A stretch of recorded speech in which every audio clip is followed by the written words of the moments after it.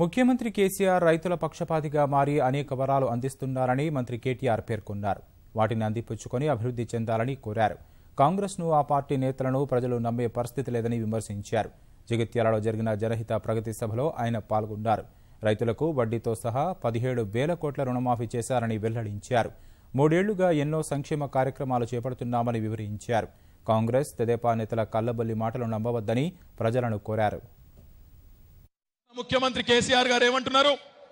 గోదావరి నదిలో, కృష్ణా నదిలో, ఈ 2 నదుల్లో తెలంగాణ రాష్ట్రానికి 1200 టీఎంసీల న్యాయబద్ధమైన వాటా ఉన్నది. ఒక టీఎంసీకి 10,000 ఎకరాలు వారించుకోవచ్చు. 1200 టీఎంసీల నీళ్లను, ప్రతి నీటి చుక్కను సద్వినియోగం చేసుకుంటే 1,20,00,000 ఎకరాలకు నీళ్ళు ఇచ్చుకునే ఆస్కారం ఉంటుంది. నేను ఒకటే చెప్తున్నా ఉత్తమ్ కుమార్ రెడ్డి అన్నకు, అన్నా మీరు పొరపాటున కూడా ఈ దేశంలో కానీ ఈ రాష్ట్రంలో కానీ మళ్ళా అధికారంలోకి వచ్చే పరిస్థితి లేదు.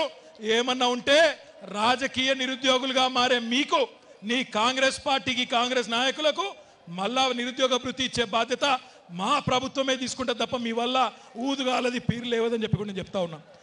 కాంగ్రెస్ పార్టీని ఈ దేశంలో నమ్మేది ఎవరు లేరు.